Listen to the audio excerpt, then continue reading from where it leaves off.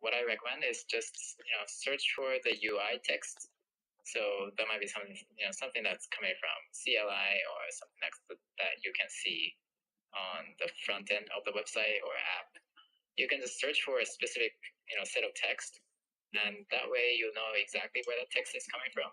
I think this is like a really common tip, but just in case someone didn't know that, that's helpful to get into a large code base. And then the second quick tip is more of a on the softer side. So let's say you're reading documentation, and you read like say the second paragraph, the first 3 paragraphs. You leave, and then you kind of you forget where you were before. So what I do is I copy a link to that documentation or blog post or whatever, and then copy the text where I want to start next. So I just copy that, and then copy and paste both of those things together in a note-taking application. I use Google Keep, but I think you can use anything. And then when I go back to the article, I know exactly where I left off, and I can just do like Command F, Control F, and then find that exact text.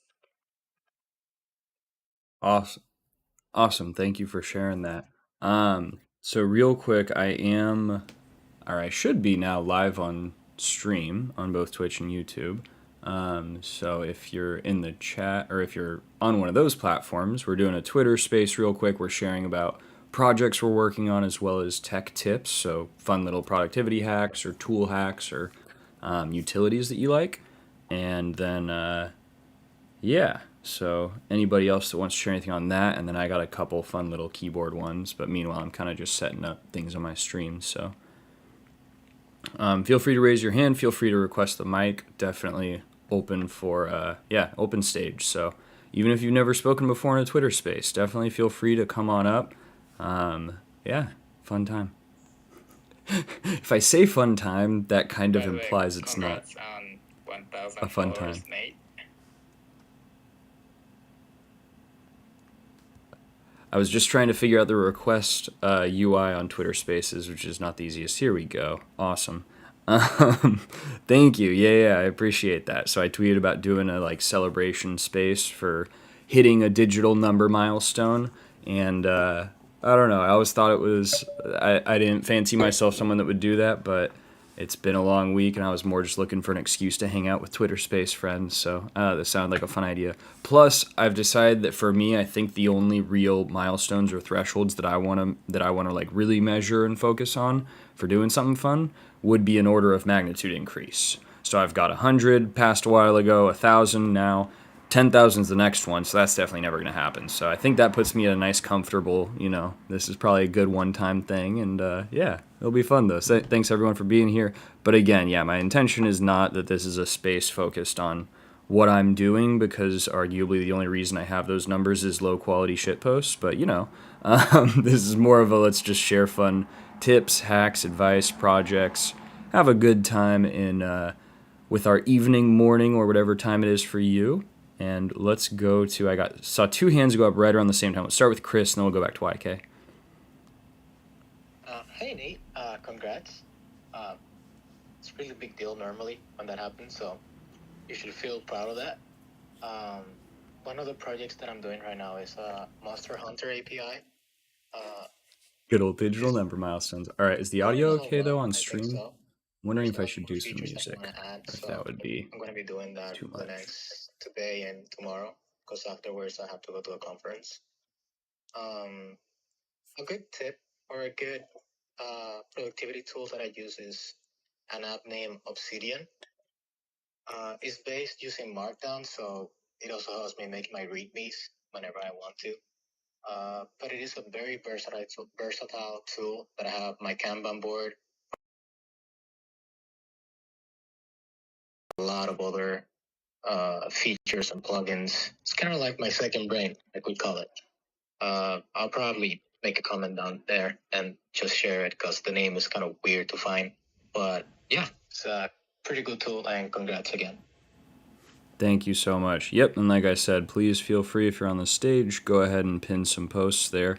But yeah, otherwise, raise those hands. We'll get a bit of a queue going, and I think we had YK next. Sure. So you did say you don't want this space to like focus too much on what you did, but I think people would be curious about like how you went from 0 to 100 and 100 to 1,000. If you're willing to share. Sure. Yeah. No, we could do that. So I don't know how much I could really say on the first 0 to 100. I don't know when I hit that. If you look at my profile, I joined Twitter in 2008, so I'm old. What is that? 14 years on the platform, and I probably hit the first 100 around like my second or third tech conference that I went to. So I started using Twitter mainly as a consumer. I don't even think I tweeted at all. Early on, I viewed Twitter very much as a permanent digital record, which arguably it still is. But I was terrified about tweets. Like I thought tweets should be like super curated and like perfect bits of wisdom that will last forever on your digital record. And then obviously I've come a long way since then.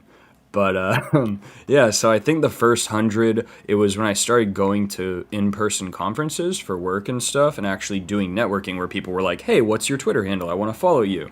And then I met more like average people like myself that felt more accessible where it was like, oh, they're just retweeting cool things or tweeting links to cool things they're learning. Like I could do that. So first 100 was probably around that, which was a lot of just following people I knew from work, following people I met in person.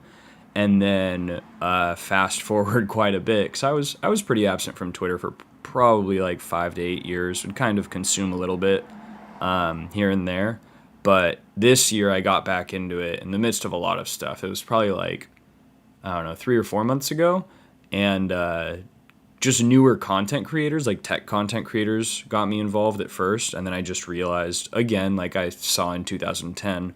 So much of the innovation in the tech space happens on Twitter just in real time. And I've always loved that aspect of it. You'll find like people debating, the next version of whatever RFC for some new framework or even language specs, and seeing that kind of innovation happen in real time on Twitter has always been highly engaging for me. Like I just love that idea that you can just listen in to like some of the in a sense, some of the quote unquote greatest scientists of our time, on computer science and on framework dev. But yeah, that's what really draws me to Twitter. But going from, let's see, I started around 300 or 350 probably in August this year. And I just started, I started posting a lot. So my first focus was just on engaging with people. And I don't even think I had many of my own tweets, but I just not only would consume rapidly as I had in the past, but engage and just throw out little comments or heartfelt, whatever my experience is, and really focusing on the people where they're putting out great content, but they don't have thousands of followers, because there's so many brilliant people in tech Twitter like that. I feel like there's so many just sleeper accounts that every tweet is like packed full of value, and then they have like 550 followers, but they're like creating framework tools, or they're just highly, highly competent developers in their niche. And engaging more personally, I think, drove a lot of growth. And then the big boost was certainly doing more spaces. Spaces has been something that totally changed how I use Twitter and arguably the internet. And I think that it's really I've always loved the capacity of the internet to connect people and enable relationships across distance. And I think Twitter Space is one of the coolest examples in 2022. Even with all of its flaws and failures, I'm not saying Twitter Spaces are perfect, but just that ability to have people quickly coalesce around a topic, a community, a piece of content, a technology. That's something that I've always loved about the internet. And so just hanging out in Twitter Spaces, grabbing the mic in these super amazing, huge 24-hour spaces, like my friend Sean in the audience here runs. That's Sean Charles, or SeanCharles.com. Definitely recommend you check out his resources. If you're learning about tech, getting into tech, or looking for a job or a move in tech, so much value in those spaces. So yeah, I think the 1,000 was a mixture of coming up with random trash garbage memes to post on tech Twitter, engaging with content that I really liked and providing questions and asking. I've showed up in a couple the creator of Solid.js, Ryan Carniato, is very active on Twitter. Theo engages with a lot of different framework authors. Alex Cat, who's created TRPC, is very active on Twitter. So sometimes I'll just tweet at people and ask questions about their thing they've built. And I learn a ton, and they usually appreciate genuine questions like that and will engage too. So just having that access to dialogue with people in tech is something that I've loved, but it's also like driven growth, I feel like, because sometimes I'll just pick up random follows because I get into a decent thread or a conversation or I contribute something, and I'll get like a trickle of followers for a day or two sometimes. Yeah, we'll go to YK. Sure. Yeah, I remember your shower review and stuff. That's really fun. Kind of random, but I think people appreciate it. And your picture of Prime and Rocks, I remember. And I noticed, you interact with a lot of streamers, so I'm sure, that was part of the growth, and I'm sure like that's something you enjoy doing too. I mean, I definitely picked up a lot of followers with the shower tweet. That was a fun one. But I mean, the only reason that I really got to interact with streamers the way that I did was because I literally just drove my butt down to San Diego and like forced people to hang out with me. So I don't know if it's a thing I do a ton. That was more of just opportune place, and I jumped on the opportunity to just drive down. But I don't think I actually got a ton of followers at TwitchCon outside of that shower tweet. Like the shower tweet and some of the, like there may have been another tweet or something where Prime or Rocks retweeted me, and those I definitely see bumps. Like if a big, somebody with thousands of followers retweets something I tweet or whatever, definitely pick up a few followers there. And the shower vid went a little viral. That was a super fun meme to jump in on. But outside of that, most people at TwitchCon, I feel like were trading Twitch IDs. So I followed like 30 or 40 new streamers probably, because every time I met somebody, I would just look at their tag and instantly pull out my phone and follow them. So I've got a bunch of people now where I can go and watch people on Twitch that I've met in person, which is awesome. But I wasn't really blasting the Twitter handle too much. I don't know. I feel like the Twitter usage is a little higher in the tech community, or at least using that as your primary, Makes sense. I mean, given where we are with the context, we're at TwitchCon. But yeah, most people were swapping Twitch IDs more than Twitter IDs. All right. Twitch chat, YouTube chat. How's the volume on the music? I put in a little bit from myself. If people don't have the context, that might be kind of confusing, but people can go to Nate's profile and find it probably. Again, if somebody wants to pin that, I guess I could try finding it.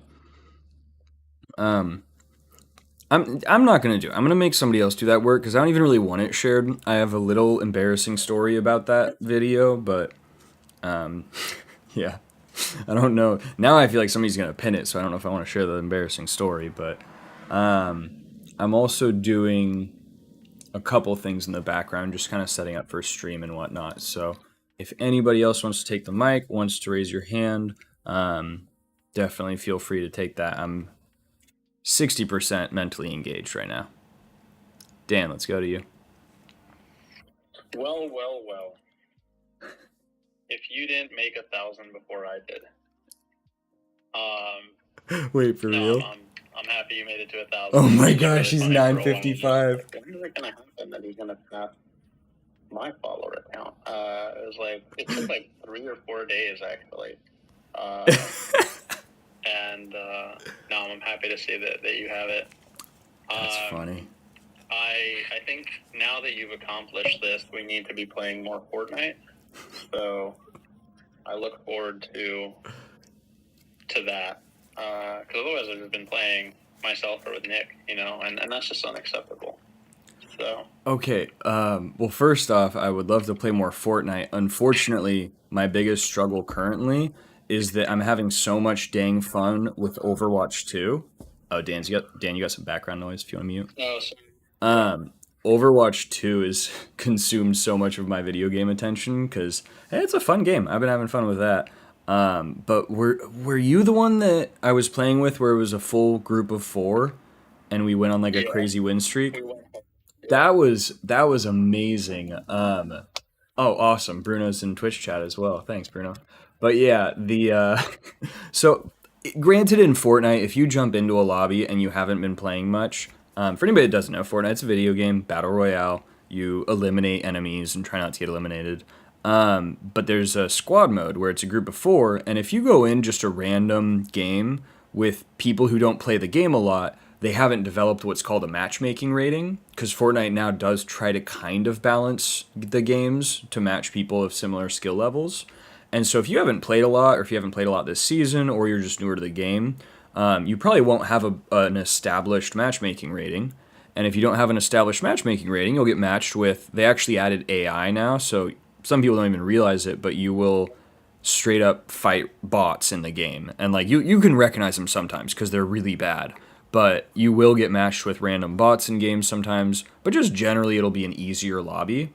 And going in with 4 people that are all using Discord to communicate puts you at a huge advantage, especially if those 4 individuals have any prior experience in past seasons. Maybe they just don't play a lot. Modu, if you could mute for me real quick, thank you, sir. But yeah, so the games can be a little easier, but it's also I'll just mute you really quick there.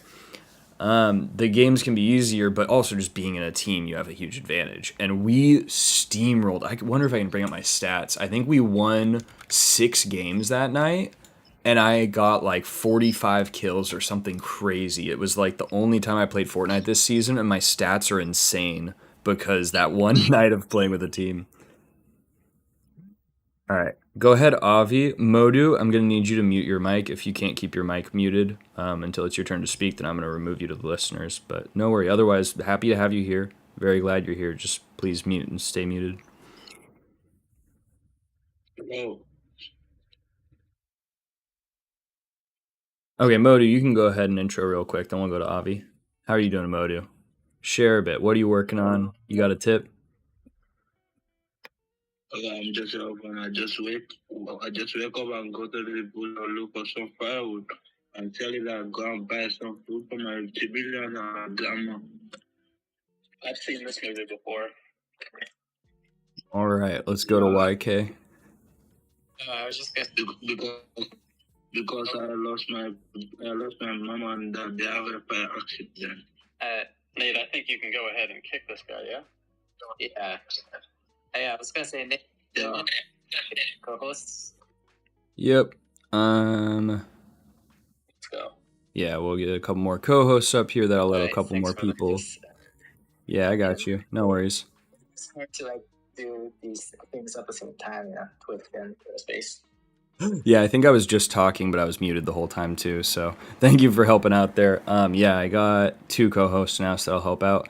Again, please feel free to request the mic. Would love to have people up here. If you do come up, I ask that you remain muted until you're called on. Use that raise hand button if you got something to say, if you want to share a bit. But definitely start out with that mute button on. And if you get muted by a host, don't unmute. Not sure how that's exactly possible, but I couldn't seem to mute him either. Anyways, Avi, go ahead.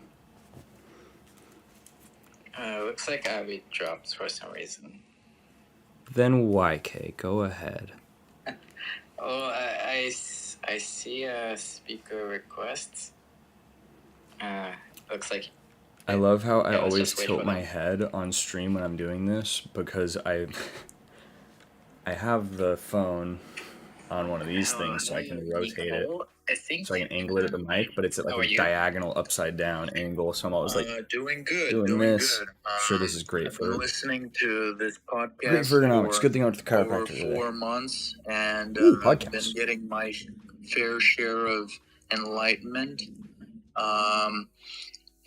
It's kind of interesting that it's pretty small today because usually you get around a lot of participants and you get something very important when you have these kind of paradigms. You rejoice your development ideas through certain vitalistic ways of thinking, and thank you for letting me say a few words, man. Absolutely. So I'm sorry, was that you said you're doing a podcast? Is that correct? No, I'm talking about like this tech podcast. I was, because I've been tuning in, listening to this podcast for a while, but I've never had the Am I a opportunity podcast? to say something. So it's good to finally, kind of speak out my thoughts and ideas, but because so many interesting viewers, it's like That's awesome. kind of That's we're fantastic. talking I'm under pumped. a I'm certain following this order, guy. so everyone has something to say about the new tech industries and things like that, so That's rad. Cool. Let's go to Only Dance. Yeah, I just figured we would YK stepping in as an enforcer, man. keeping that quickly Well, to yes, he's definitely. Twitter, like audience development or just like dedicated tech tips, like coding related stuff. Oh, like honestly, anything. My requirement was going to be, it happens while you're using a computer, but I like analog tips too. I mean, I want to keep it kind of oriented around the idea of somebody doing tech work in some way, but no hard requirements. Share whatever life hacks, journaling tips, fountain pen nibs, whatever floats your boat. And Nicole, also, I want to say thank you so much for coming up. Love that you're speaking. I don't know why or what possessed you to describe anything that's happening here as a podcast, but I'll choose to take that as a compliment because that's pretty awesome. But yeah, no, happy to have you. Really stoked to hear you grab the mic too. If this is your first time speaking in a Twitter space, welcome. They're not that scary, and I'd love to see you show up to more of them. So let's go to Dan's or YK. I think one of you might have had your hands up, and then we'll go to Grim.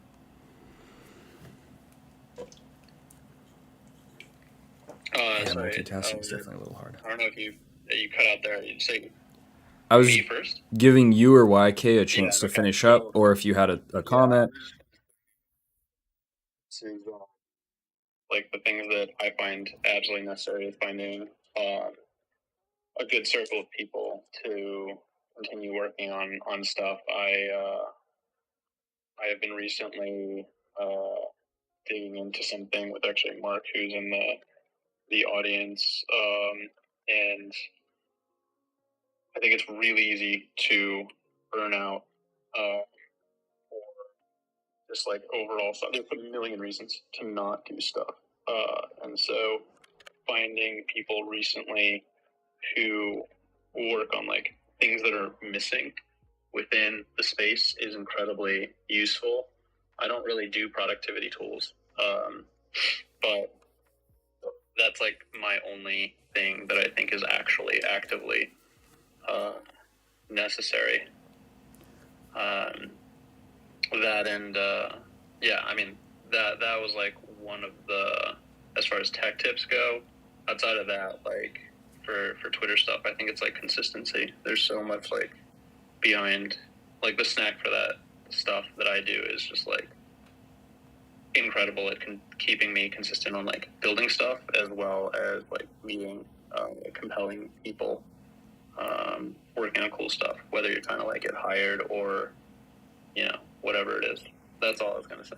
All right, YK's got his hand up. We're going to come back to you, Dan, because I want to talk about snack for that. But I'm going to let YK go, and then we're going to give Grim a chance, because he's raised his hand a couple times. He's been on the stage for a bit, and I want to give Grim an opportunity to grab the mic. So YK and then Grim. Sure. So coming back to the Twitter, stuff, since Dan's mentioned it, consistency is, really important for sure. And, over my time on Twitter, what I've been kind of experimenting with, one of the things I've been experimenting with is the length and kind of the seriousness of, these tweets. I do both like, full length tweets and these really silly short tweets, and depending on the content, both of them can go viral and both of them kind of work. Sometimes I get worried about these, with these silly short tweets. I'm like, oh, what if people will misinterpret it, or what if people get mad? I tweeted about, JavaScript and Scratch, and I was like, okay, what if people misinterpret it? But I feel like, sometimes people get worried too much, and at the end of the day, it's just a tweet. People will probably ignore it, or they'll just like laugh and then move on. The second you said the word JavaScript, I knew you were in risky territory to start with. I mean, that's warning sign number one. If you're tweeting in 2022, if you're tweeting about JavaScript, you're probably gonna attract some ire.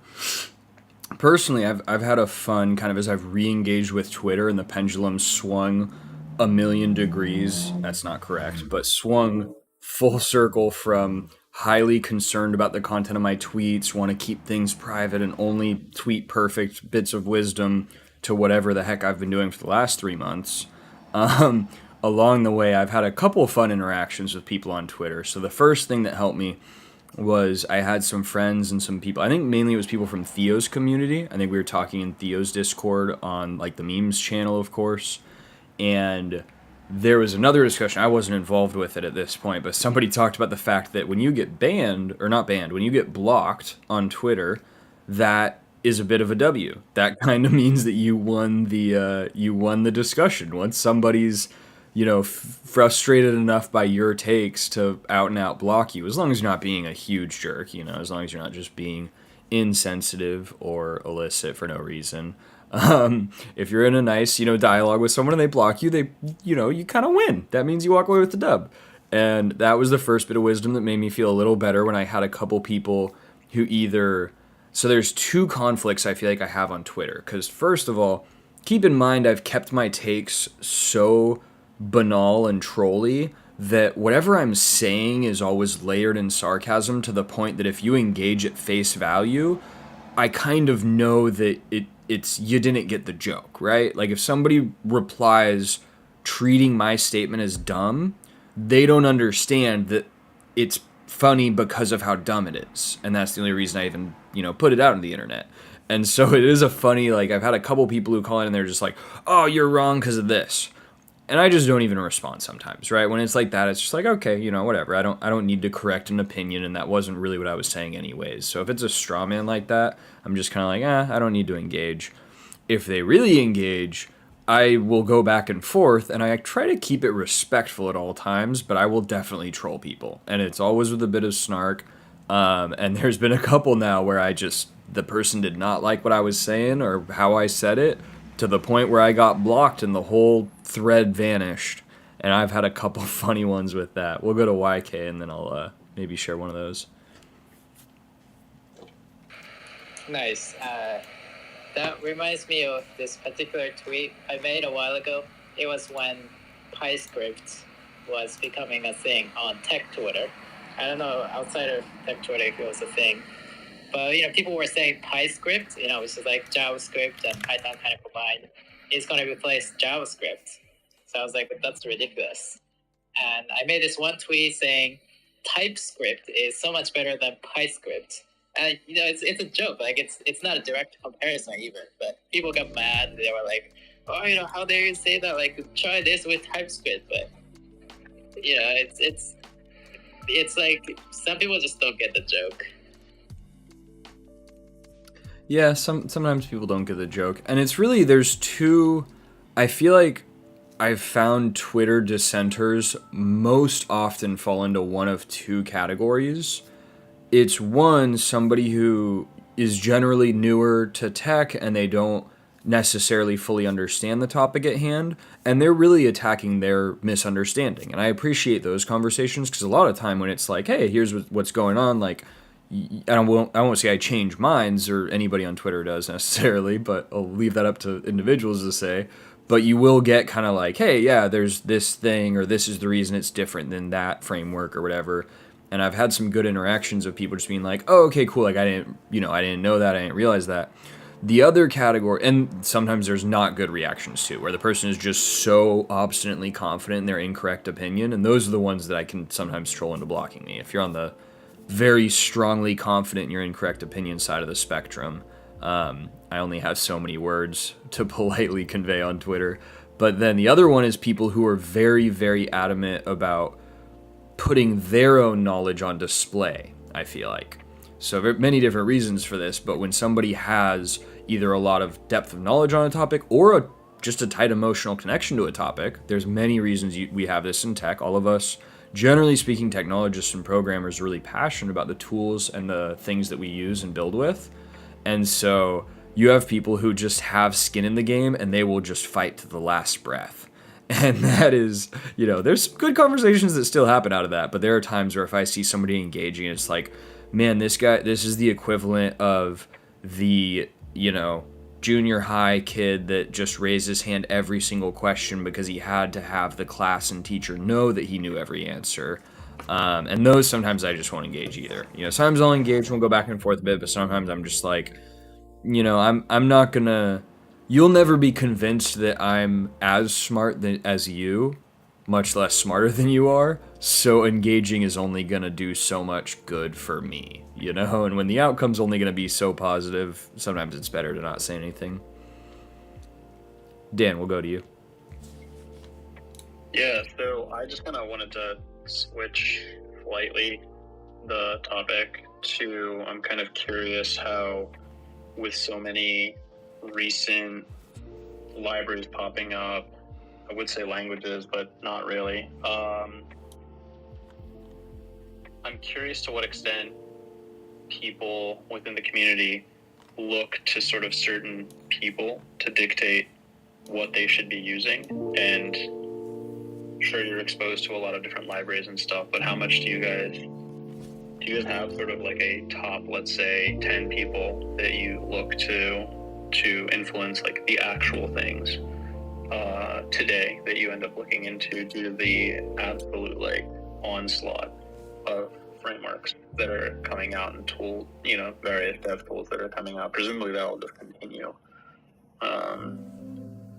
Just kind of putting the question out there. I have my own process, obviously. Yeah, I've got an answer here, but please raise your hand if you've got anything to say on this topic. So, personally, I feel like there's two categories of people that I really will listen to when it comes to opinions on technology. The first is individuals whom I've gained a respect for their technical knowledge. And so this is anybody who I've seen produce content in depth enough or nuanced enough on technical topics, specifically very, very difficult topics. So not just, hey, this is the best, slideshow library or whatever in JavaScript, but no, this is the best Lexing thing for some toolkit, or this is the best plugin for ESLint doing some wild validation. Like, if you're doing framework level stuff, framework level kind of code that is, not always accessible, but it shows a comprehensive depth of knowledge on whatever topic it is you're speaking on. And there's tons of people that fall into that bucket. I think that was why I first followed Dan Abramov, and I don't know if there's a way to check, but I'm pretty sure I followed Dan way before React was ever a thing. And it was just from seeing his takes on Twitter and being like, oh, dang, like this dude's smart, like he really knows his stuff. The second category that is a bit of a free pass in a sense, which I guess is connected to the first category, is, or I'll do a third as well, but the second category is framework makers. So there's overlap in these Venn diagrams, but if you are part of the building team or part of the core team contributing to one of the dominant frameworks that I want to learn about, or a dominant framework I have zero interest in learning about, then I will likely follow you as well. And that one's a bit of like that's a bit of an arbitrage investment from my perspective, because if you think of Twitter follows and Twitter intention as a limited resource, which I don't know how much that's true, but I choose to invest my attention based on essentially where the market's moving, if you think about a financial perspective. So framework authors, their thoughts are, you're in an arbitrage situation because their thoughts will become part of a new trend, whether it's successful or how successful it is. If they're dominant enough, if they have enough market share to be at the top of the discussion in, an ecosystem, even as fast moving and volatile as the JavaScript ecosystem, where we see things cycle, every 2 to 4 years maybe, The people that built things like Ember and things like Knockout, I would still 100% trust their opinions on technological topics, because if you've been a part of moving the industry forward, you can probably provide, like, you've already provided value to the industry, and you will likely continue doing so in a way that your knowledge and thoughts and wisdom are going to influence the actual patterns and APIs the developers of tomorrow are using. So if I can preload, this is how I view, for example, Ryan Carniato right now. He does streams on Fridays that are amazing, where he goes through the history of JavaScript, analysis of different frameworks, deep analysis on code and how frameworks actually work. It's not the best content for beginners. I'll definitely throw that out there. It's very technical. I get lost. I'm very frequently lost watching his content. But every person he talks to is so deeply and fundamentally entwined with that technology, usually as a core contributor, that whatever they're speaking on, they have comprehensive and really nuanced knowledge of the topic. And so for me, that's a bit of a cheat card, right? Because if you just find the contributors to the most cutting edge, most bleeding edge, frameworks, libraries, technical pieces, whatever it is for your ecosystem, this might look different outside of JavaScript, of course. But if you see people authoring a de facto industry standard tool, even if it's something as simple as like a Linux utility. If somebody's made a tool that is looked to and regarded highly in today's ecosystem, and two, puts their thoughts on Twitter, right? Like actually posts their thoughts, posts their opinions on things, they're probably going to be a high value follow. Like just naturally, just that one's almost a cheat code in my mind, because it's just, yeah, of course, the industry movers and makers are probably going to bring some value if you follow their thought processes, and you might even get a little sneak peek of the directions of some of these modern frameworks, as the people developing them are probably going to tweet about concepts and notions going to the next release. Word. Does anyone else have an approach that you generally follow to navigating the absolute onslaught of framework overload? I think you should describe your approach then. Yeah. More and more, I've noticed that my approach very much takes into account. I don't think I necessarily consciously do this, but subconsciously, it's like have certain developers and certain tiers, and then like there's a certain like influential tier that is largely has nothing to do with that person's like following on Twitter or anything, or YouTube or something. It has almost everything to do with like maybe closer to what Nate says, like technical aptitude and the amount that they have like brought to the table. And those people are the people that I go to, not as sort of de facto what I should be doing, but at least what I should be looking into. And perhaps, I mean, Evan Bacon is a great example of this. I've been fortunate enough to like work alongside Evan Bacon, and the moment I just realized like this dude knows like a fuck ton more than I do, right? Like way more, and that made it such that like as he's dropping Expert Router and updating it,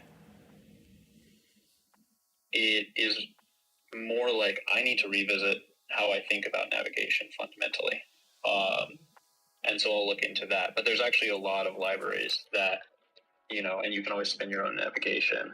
There's a lot of ways to go about it. So my approach is just, all to say, very driven by a small circle, I guess, of people that I believe have contributed a ton to any given space, and then use that to look into the things on a cursory level. And again, Snack for that has been phenomenal as an incentive to continue looking into new things. I highly recommend coming up with some framework in your life that like causes you to look into something new for a period of time per week or something like that. Because I feel like otherwise I would just never do it personally. And then I just like kind of adjust as necessary. It's rare that something would replace something in my whatever tool belt, but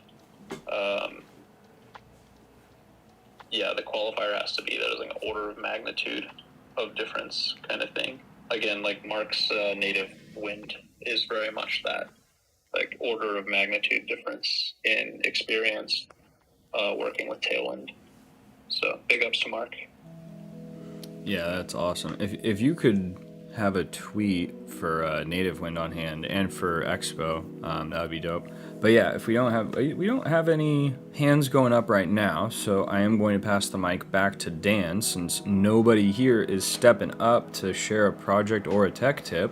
But Dan, you've mentioned this a couple times now, but can you just share a little bit of a quick intro, maybe 20-30 seconds on one, what is Expo and Expo Snack, and then another 20 or 30 seconds on your Snack a Day project? I'd love to have you just share about that. Yeah, for sure. Appreciate the spotlight. So Expo is a development environment for React Native. It can be summarized, and this is kind of funny because internally there's a big question as to, like, how do you succinctly explain what Expo is. I find the best way to convey it is there's a lot of work involved in building a native, React Native project, whatever, that has to do with stuff that is not your mission objective in creating an app, that you will have to learn. Expo handles the agreement. You basically come in with Expo is Expo will handle a lot of that stuff, or at the very least make it an order of magnitude easier, simpler for you to interface with, so that you can. All right, I think your 30 seconds are up. I'm just playing. You're good. Keep going. Like in a web browser, right? It's just like all the stuff in a web browser. I generally use it to teach kids to code, particularly those who don't have Macs.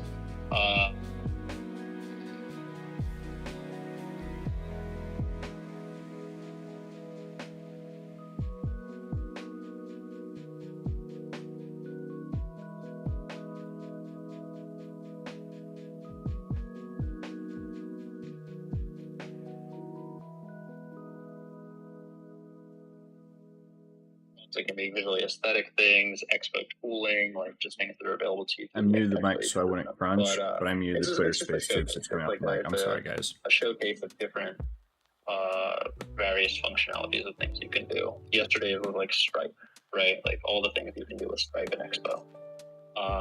So yeah, if you want to check that out, snackforthat.com. You have a tweet to pin? Let's get some more tweets on the Jumbotron. Hold on. Let me look for one, and then I will, yeah. Just use that share button and pin that up there. YK, did you get D-Fang in there? Yeah, it's there we go. Yeah, it's the first one. Got it. Go ahead, YK. Yeah, actually, I sort of had a quick question for you, Nate.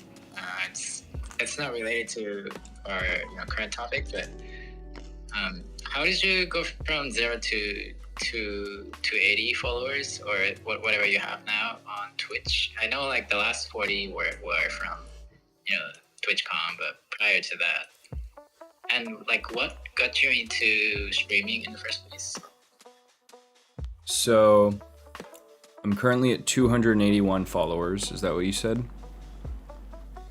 Yes, whatever followers you have. No, I didn't quite hear you there. But yeah, so I started streaming. I would have to go back. I think the first game that I streamed, I started streaming with games to begin. So I was one of those nerds that was always like, well, I'm not good enough at any game, and the space is always too saturated to like really feasibly make much of a following streaming games if I'm not like top rank, obviously. Like League of Legends, nobody's gonna tune in for week-to-week silver struggles. Like, I don't know, I could make some funny compilation videos out of it, but nobody's tuning in to watch a silver player in a game like that. So I started really streaming with World of Warcraft Classic. And that was mainly for two audiences. The first audience was anybody in my guild, whatever guild I happened to be at that time, who wasn't available to make raid night and wanted to like pull it up on their phone or something and just see what loot dropped and who, what happened, did we kill the boss, etc. And 2 was myself watching the VOD the next day to clip funny moments or wild things that happened or analyze. I actually used it the most as a raid leader because I would try to set up strategies for the raids. And so it was extremely helpful for me to go back and actually find out. And so he's like, why did we wipe there? Like something crazy went wrong. And, you know, the healer's like, I was definitely healing the tank. And you can go check logs, which I also did a lot of log analysis.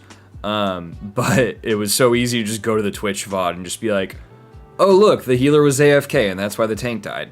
You know, and it's just like, okay, cool. Just clip that real quick, drop that over there in the Discord. Great, now nobody's arguing. Nobody has to go dig into the logs.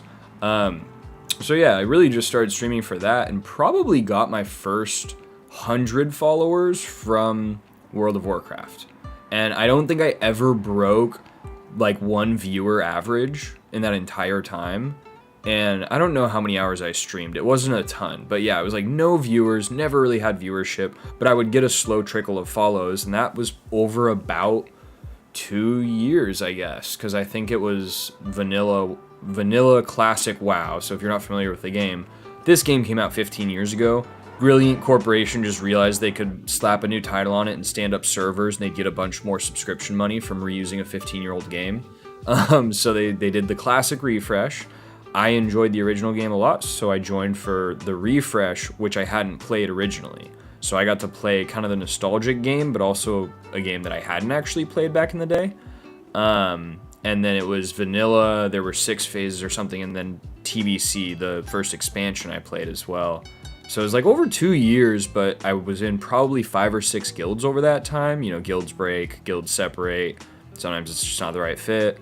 So over time, I built up a decent audience just from like old guildies. Even my first guildmates would like pop in and just be like, hey, you're on a different server now. I'm raiding over here, but you know, good to see you. Glad you're streaming. And probably hit around 100 followers there. And then the last, like, yeah, what am I at? 281? That has to have come from programming stuff. I've had a couple big like raids and stuff and just from streaming coding. Even as inconsistent as I've been, I've had a couple like longer streams where I've kept it going long enough that I caught a raid or two. And most viewers I've had was 49. So I peaked out at 49 because I have a really annoying achievement in my dashboard somewhere that likes to taunt me for hitting 50. But no, yeah, that was a hype raid from Strager, I think. So I still remember that, Strager on Twitch TV. I'm gonna give him a shout out on Twitch right now. ST Rager, I'm pretty sure that's it. But yeah, so he gave me one of my first raids where I had like 40 people in chat, and it was just like, whoa, this is amazing. I don't think I watched his stream at that point. Definitely went and followed him after that. But yeah, that was a big bump. And then every other time, it's just every stream I pick up, a handful of followers. Haven't thanked any on this one, so thank you Overdev.io, which I believe that's Bruno here.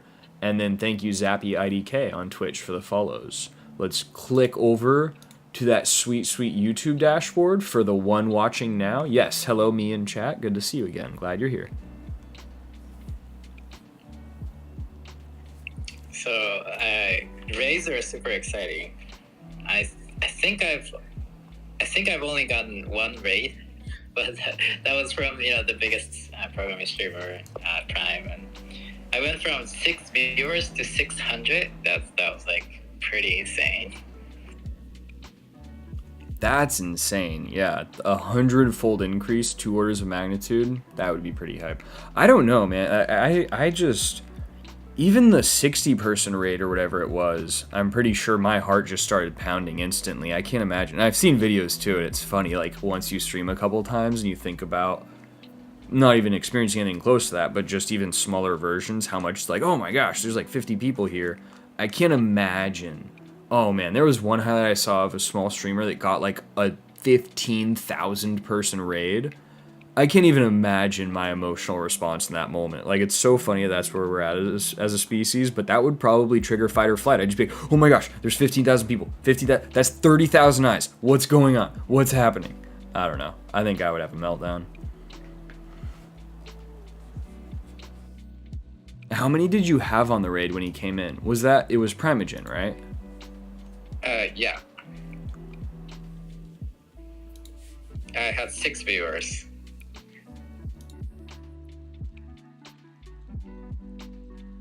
6 viewers to 600 is pretty epic. I love that. Oh man. I'll give Primogen a shout out in chat too. That is many people. I mean, if you're here, I'm assuming you know who this man is. But he is an awesome content creator. He holds a special place in my heart. One, because he uses Vim and makes videos about using Vim. That's one of my favorite topics, and I'm definitely going to be releasing a crap ton of, I think, short content. I've decided I think I want to just do like 30-second Vim tips on TikTok for a while and YouTube Shorts, because that's just, I nerd out over that stuff anyways, so I'd love to do that. And then the fact that I met Primogen at TwitchCon, and he was a super awesome dude. We like got breakfast together, we ate a couple dinners together. I mean, I just hung out with him and Rox a lot of the time, but it was just cool that, I mean, they were, you know, don't get it twisted. I'm a lowly affiliate at TwitchCon, and they're definitely doing plenty of activities I'm not allowed access to. So I didn't hang out with them the whole time, which would have been awesome. But no, it was just cool. Like, I would shoot them, I would DM a couple people and just be like, hey, if you guys are going to get a meal, let me know. And we just happened to cross paths a couple times where, yeah, it was just really cool how someone like that with so many viewers is just very accessible and like welcome to hanging out if he's available. I mean, there were the parties, anything with a list I knew I wasn't getting into. Like, it was so funny because there were multiple events, and like, friends are so awesome, right? Because I'm talking to people like Theo was one of them. Theo's got this huge event. He's working, his company is hosting stuff at TwitchCon, and his biggest clients, which he's the CEO of a company, so as a CEO, your biggest clients require personal attention, and he's doing a booth and managing employees as well. So the dude's just absolutely grinding the entire time.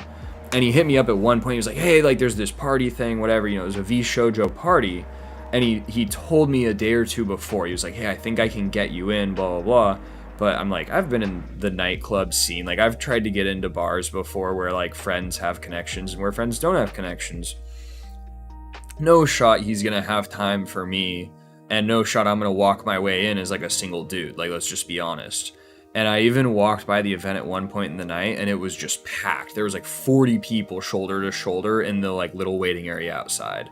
And I saw that, and I was just like, no, it's fine. I'll just like go to a bar and get a beer. And so ended up bumping into, that was the first time I met Prime and Rox. I just bumped into them walking back, and they were like, yeah, we just left that party, and it was like insanely loud, and we hated it. I was like, oh, cool. Glad I didn't go. But no, I think it was a good time. It was... but yeah, I just went with very open hands like that. Like, I had no expectations for people, and everybody pleasantly surprised me with how much I got to like talk to them or hang out with them, or how much, conversation time we had. So Nate, to me, what's kind of unexpected, a little bit crazy, is you didn't even have a ticket, right? And then you just decided to drive there just to see what happens. You weren't worried about like wasting your time or not being able to get into it and stuff like that? I mean, if you worry too much, you won't do a thing. So no, I didn't let myself worry that much. But no, yeah, I drove down with the feeling of more often, like more likely than not, I'll find a friend who is willing to let me either call the hotel concierge and get a takeaway cot, or that has like an extra bed or a big enough bed where I can just chip in on the hotel room and crash. But my worst case scenario was always driving home at the end of the night. It was always like, well, you know what? Worst comes to worst, I can always get in my car and start driving at like 11 p.m. and get home by 1 a.m. and just crash at home and then make the drive again. And that would suck, but it was like, okay, that's my absolute worst case scenario. Even the very like affordable hotels, everything was so expensive, I decided it wasn't really worth. The cheapest thing I could find would have been like a 20 or 30 minute drive anyways. So I was just like, hey, if it works out, great. If not, I'm driving home at the end of the night. And the ticket thing, I just figured, I bought a microphone on the way. I had my iPhone to film interviews. I'm just going to show up in a suit and start talking to people, and somebody will talk to me, and I'll get content. That was literally as far as my plan B went, was just show up and start talking to people. Worst case scenario, I practice interacting with people and doing interviews, which is something I want to do in content. Best case scenario, I get some valuable content. You know, I get to talk to cool streamers and creators and work on a video, you know, cutting together interviews. So, and if you've ever done like this is the funny thing, I've told a couple people different stories now related to this event. But it's from more, you know, when I was much younger, back before I was married and all that good stuff. And I went to quite a few concerts and shows and festivals with friends, and there were quite a few ways to get access to places you shouldn't have access to and get privileges that you haven't paid for necessarily.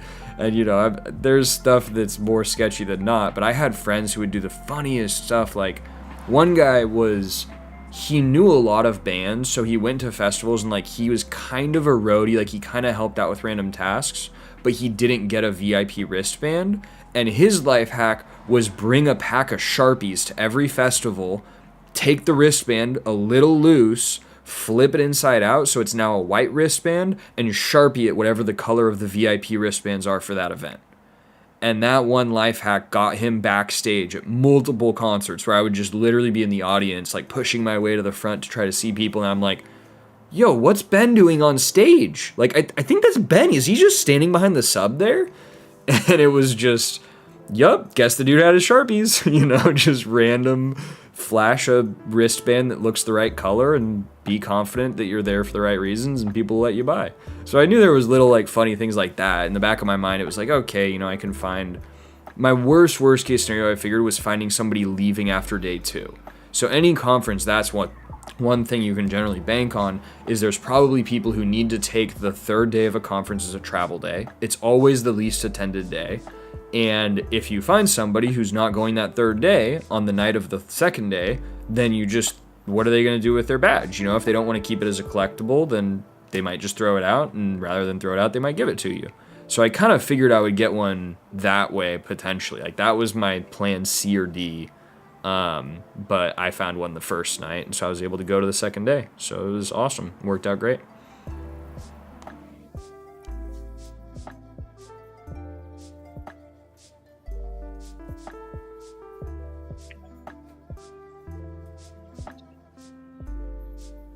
So the first day, I met friends for dinner. Or I don't even think it was dinner. I think it was just drinks. Anyways, met up with some friends, and it was their group. There was an individual in there who was a streamer, and I paid him enough money to pay for a full ticket, and he gave me his and walked in and told him he lost it and just bought a new one. So Twitch's policy was that you had to pay full price. So this was the thing where I was like, you know, frankly, I never wanted to not give Twitch money. They sold out the morning that I went to finally push purchase. So I made sure they got money because their policy is just so people don't do that. You pay the full price of a ticket. They don't want you just cheating your way into free badges and handing them out to friends. And they also told him, like, hey, they've got QR codes. So the QR code on that badge, you know, we can mark that as stolen now. And they basically told him we're going to treat that as a stolen badge, which makes sense. You know, logically, it's like, okay, yeah, they got a coding system or some IDs. They can invalidate it. But it got me in the door because you can just flash your badge to get in the door. And I was like, hey, getting in the door, I can get to the floor of the like expo area, and that's awesome. I can't go to any sessions, but I can hang out with all my friends. I can interview people. I can find streamers. And yeah, it worked out pretty well. Later on, of course, I'm hanging out with software developers. And so I think this was the Primogen that told me, we're sitting down at lunch or something. And he's just like, dude, those QR codes are literally just a string. He's like, it's a string. If you take a picture of it on your phone, it'll put it into a Google search based on your OS and the default behavior. But he's like, they're literally just string values. And as it dawned on me that these are just string values, I realized no way did Amazon spin up a new application or service to actually track a approved list or a denied list of string identifiers. If it was IDs and it was all automated and hooked into their conference registration system or something, definitely a chance that, like, yeah, they have it automated and they could just check a box in whatever system they're using and it would say that code doesn't work anymore. And I didn't want to scan it and have somebody say, well, it says your code is invalid. Why would your code be invalid? security, whatever. They probably wouldn't call security, but that was the fear. But in reality, it was like, dude, if it was just a string, no shot they're tracking that. No shot they set up a new web application of some kind or whatever to track people who, you know, went to TwitchCon and then their badge got replaced and then they cut a new QR code for him that would similarly work to bring people to his profile. No shot. I realized after the fact that was a total bluff, and I could have been swiping into all of those presentations on that second day. I was like, oh man, I totally could have gone in, but whatever. You live and you learn. They got me with that one. No, I totally get that though. That Good fear. to see you, Dev. That reminds me of like me doing double stream on YouTube and Twitch. I don't think I'll do it yet. It's technically not allowed, but they don't seem to care based on the information I've gathered. So I'll probably start doing that at some point. Sorry, what was the last thing you said there? I just said I'll probably start doing that. Double streaming at some point.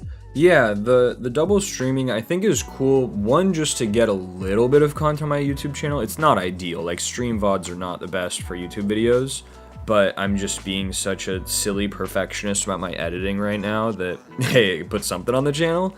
I am hoping to get a lot more 5 to 10 minute videos cut soon and just do little single topic diatribes. But yeah, it's nice just to have it. The live viewing, I mean, there's certain aspects of YouTube that I think are really good. Like the YouTube viewing experience, depending on who you talk to, the viewing experience on YouTube is better. In my opinion, I'll say personally, I think the viewing experience is better. What's not better is the chatting experience. So the community aspect, I think, is where Twitch has a clear win. But I mean, being able to like rewind live with YouTube. I mean, I watch a lot of esports, right? So I've done a lot of the different platform hopping for things like, LCS, if you watch League of Legends Champion Series. I had buddies and friends that we all lived in a house and we would watch Worlds together with all 4 of us and put it up on the big screen while we were working it. We were working from home at the time, so we would like airplay it from a certain laptop to the big screen. We all got to watch Worlds during the day. That was great. But even there, I remember us micromanaging the different live streaming services and recognizing there's certain things like Twitch was, at the time, Twitch was better for low latency, I believe. So your Twitch stream would always be a little more up to date and a little more current than the YouTube stream, which would have a little bit of delay. But the YouTube stream, you could pause and play, which is awesome. If somebody has to run to the bathroom or something, or they're like, oh, let's see that play again, you got that quick rewind. And so the viewing experience, I think, is there on YouTube. And so for me, I mean, it's helpful for 2 reasons. I'll co-stream for 2 reasons no matter what. One, the accessibility might be better, whether it's YouTube or Twitch.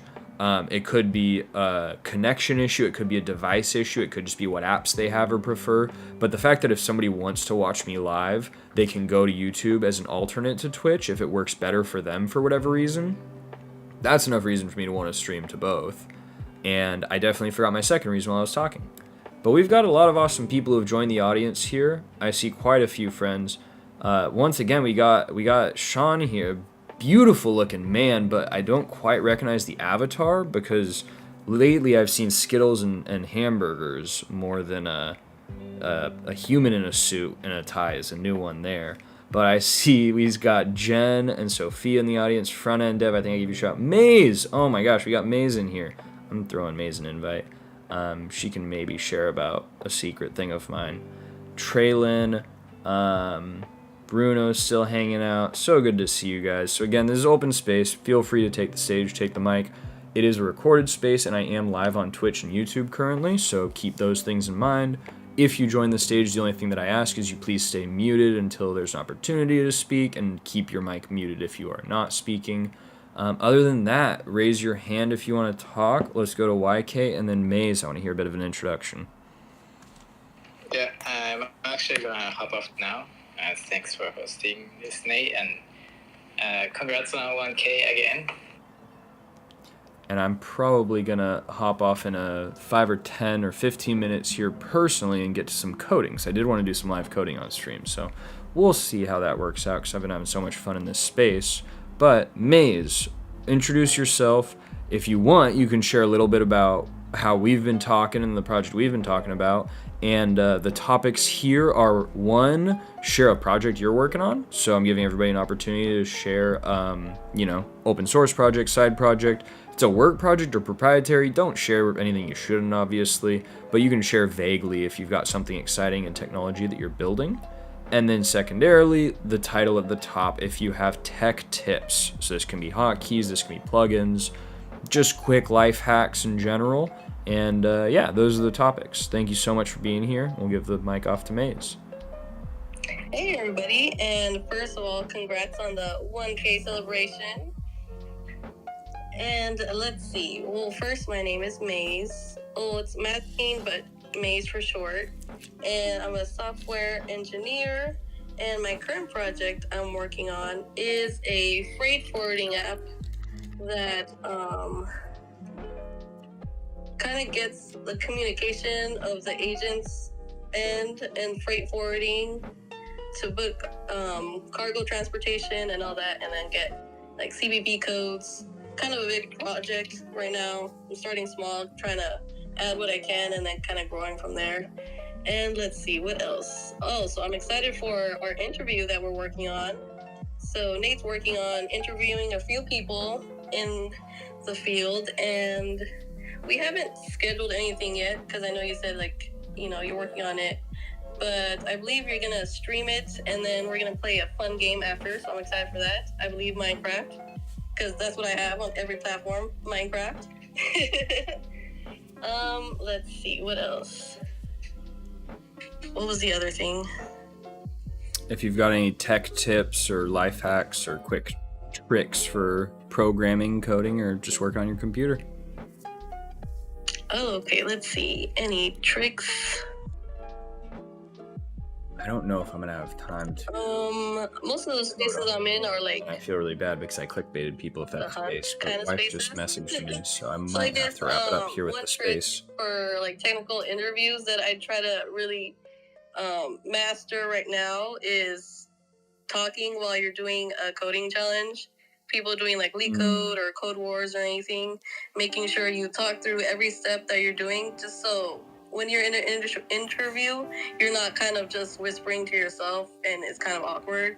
You're kind of going through the process out loud, and if anything, that really helps the interviewer know your thought process, and if you're struggling, it makes them more inclined to help you out if you were kind of stuck. Yeah, I love that you mentioned that. That's something that I've always felt. I mean, I initially, I read Cracking the Coding Interview when I was first doing my job search, and they talk about but they talk about the speaking through your problem-solving process and how important that is. And then as an interviewer myself, I've been a hiring manager now at 4 different companies, I believe, and going through a lot of interviews from the other side of the table. It's definitely very helpful when you communicate through what you're doing, even if you get very stuck. And yeah, I think that's a good way of practicing it. If you're practicing for interviews doing Leak Code or solving coding problems, speak through the problem-solving process, speak your thoughts out loud, because that's going to help you in interviews. And arguably, it's going to be similar to rubber duck decoding or debugging, where you're talking through. That's one of the reasons I actually like coding on stream, is I feel like talking through my tasks and talking through what I'm doing and why I'm doing it helps me form a better understanding of what it is I'm developing. And on Twitch chat, they're all smarter than me too and know more than me, so it's great because it's like super life hacks. I'm literally just using cheat codes from Twitch chat. That's always fun. People are just like, oh, actually, here's the best library that came out, 48 hours ago, and now it's the hottest thing, and this is the syntax that you use there, and this is why you're totally doing SSR wrong. And I'm just like, well, fantastic. Y'all saved me like an afternoon of struggle. And all I had to do was look like an idiot in front of the internet. So there's that. We've got Jen on stage. Thank you so much for being here. Thank you for grabbing the mic. Jen, give us a bit of an intro of yourself, what you do, current project you're excited about, and any tech tips you have to share. Yeah, thanks for having me. I saw you ask if you should have this space, and I think I was going to send a long thing, and then I was just like, do it, because a lot of other people had talked about the reasons for that. But I've been on Twitter for a little over a year, and I have to say that I was one of those people who always felt awkward about that too, like celebrating those small wins. And since I've been on tech Twitter, I've just like embraced it. I see other successful people doing it and it feels good. And we should like be happy when we meet different milestones, because obviously you're putting work into doing it. So I'm really glad you had this space. So I am a tech founder and I have an AI and machine learning company called Motivate You. And we have a big bulky platform with all this crazy tech. And then on Monday, I just decided we started on it 2 weeks ago, but 2 weeks ago, we decided to make a really simple app for the App Store that's not related, but helps our business clients and helps me as a business owner. And it's available for free on the App Store. We just launched it on Monday. And it's basically just a custom keyboard for links. But then last night we released the second version, and that allows you to add text, like including like paragraphs.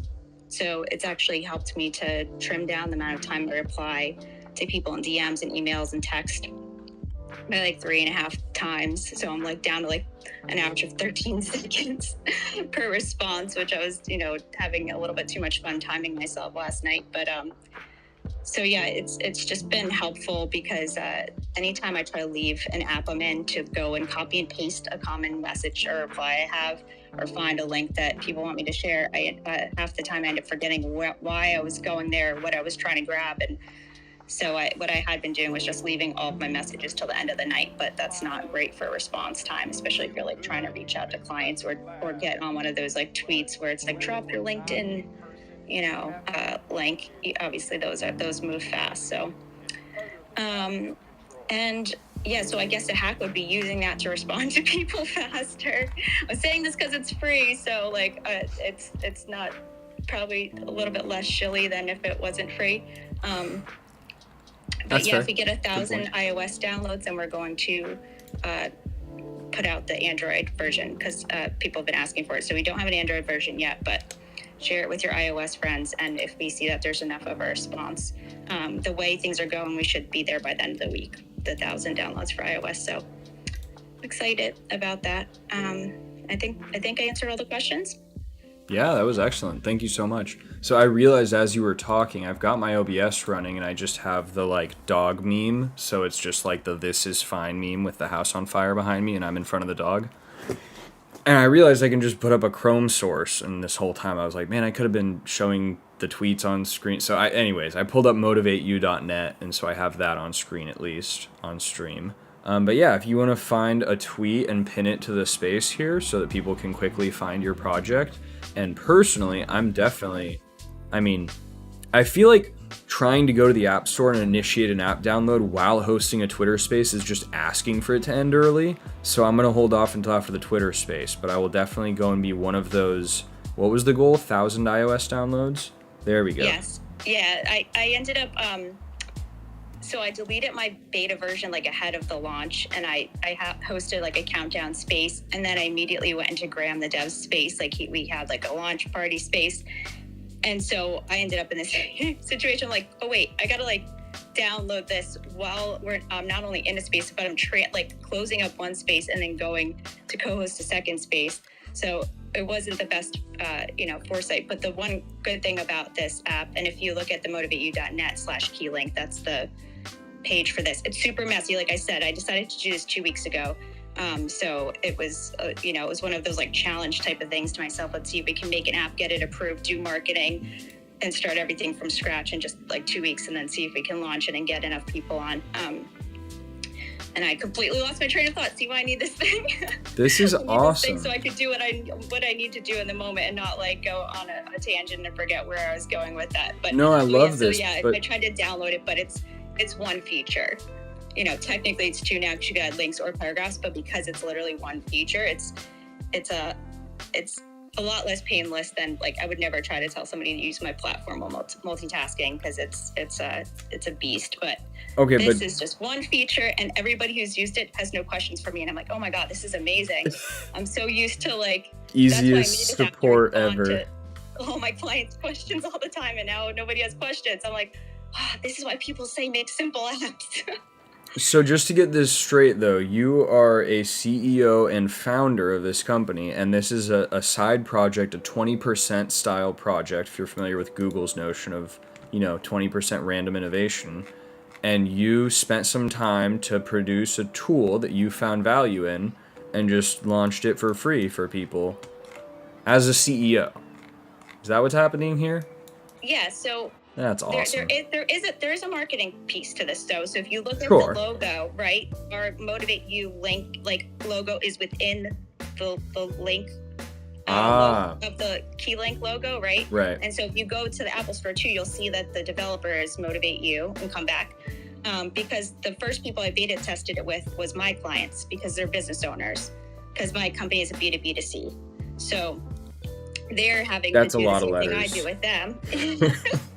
So I sell to businesses and they use our platform with their clients. So they're all their clients and my clients are all on this platform.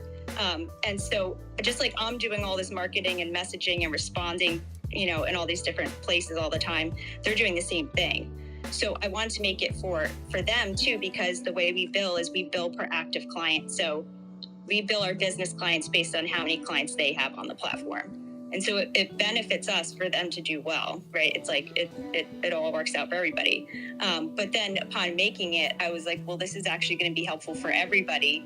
So why not just let everybody use it? And because our platform is ultimately for fitness, pretty much everybody kind of needs fitness in their lives. So we might get more traffic to our page because now people are using this for their business. They might happen to be a business that could use our platform, but if not, they might be a consumer that can link up with one of our business owners through our platform. And so it's like it's a win-win. But yeah, did think about like how to get that out there, and it just seemed like the best thing was to start with a free app, and we might make we're not sure yet, but we might make a more complex Teams version that would then be like a paid app, but for the individual use, we're just keeping it simple and just making it a free app. Allows like more people to benefit from it, and again, like it is marketing in that way. So that's fair, right? Yeah, definitely. No, yeah, I was reading your blog post too, so I got your blog post up on the screen that you wrote about how to quickly share links. So this is awesome. Thank you for sharing. Jen, again, check out on that Jumbotron, or check out her website, motivateyou.net. Motivate, just letter U. This has been a blast. This has been super fun. I'm actually going to have to run because I've got family coming back home in a minute here. So I'm just going to take this opportunity to wrap things up really quick. Say thank you everybody who showed up. This was super fun. Unfortunately, I don't think I'm going to have time to do coding on stream right now, which I initially kind of wanted to do. But hey, this Twitter space was so much fun. I'm hoping to get a couple things on the calendar for recurrent stuff. So I'm going to have a couple spaces, 1 or 2 a week maybe, and then 1 stream a week I'm kind of hoping for. So definitely stay tuned for that. I'll post some graphics when I have things set in stone. But yeah, this has been awesome. Thank you for coming. Thank you for hanging out, celebrating a fun little milestone with me. Thank you everyone who is on stage. Please, if you're in the audience, go and follow, click on the faces of the people on stage, give them a follow. They're providing value. These are awesome individuals. And if you're in the audience, tap on each other's faces too, because it sounds like you're interested in similar stuff. And so look around for people that provide value on the timeline, like YK was talking about earlier. But with that, I'm going to bid everyone adieu. Have a wonderful evening. Thank you so much for hanging out, guys. Hope you have guys and gals and everyone. I hope you have a wonderful night.